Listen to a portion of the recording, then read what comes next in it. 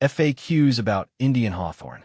Indian Hawthorn is a beloved plant in many gardens due to its evergreen nature and attractive blooms. If you're considering adding this shrub to your landscape, you might have some questions about its care and characteristics. Here's a comprehensive guide addressing common queries and comparing Indian Hawthorn with similar plants. See more 12 species in genus Raphiolepis at monsterholic.com.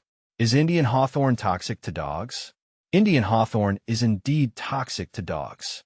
The plant contains compounds that can cause gastrointestinal distress, lethargy, and, in severe cases, more serious health issues if ingested. If your dog has consumed any part of this plant, it's best to contact your veterinarian promptly. When do Indian Hawthorns bloom? Indian Hawthorns typically bloom in spring. The flowering period can vary slightly depending on the climate and growing conditions, but you can generally expect to see their clusters of white or pink flowers from April to June. These blooms add a lovely splash of color to the landscape and are a highlight of the growing season. Are Indian Hawthorn berries edible? The berries of the Indian Hawthorn are not edible. They are generally considered toxic to humans and animals, leading to digestive issues if consumed.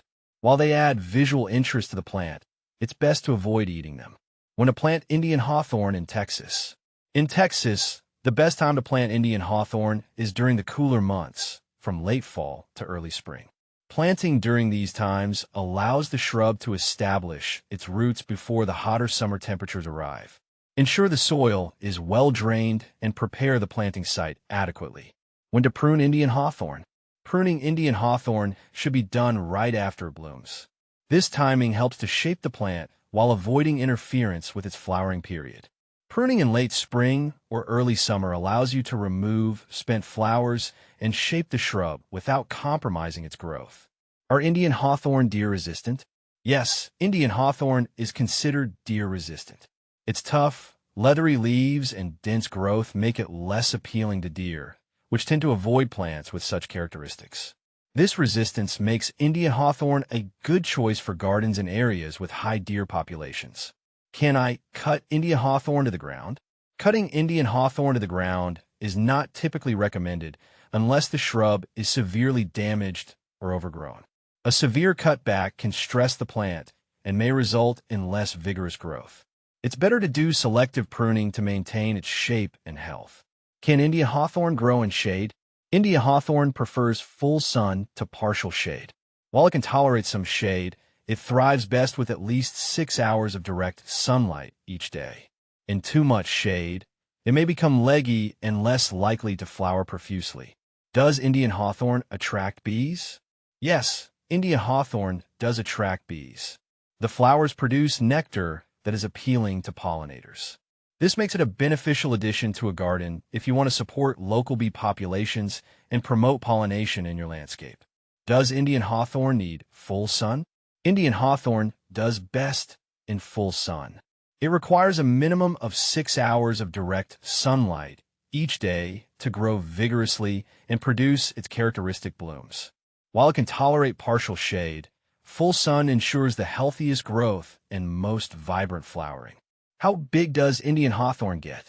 Indian Hawthorn typically grows to about 3 to 6 feet in height and width, depending on the variety and growing conditions. Some dwarf varieties remain smaller, making them suitable for smaller spaces or as low hedges. How far apart to plant Indian Hawthorn?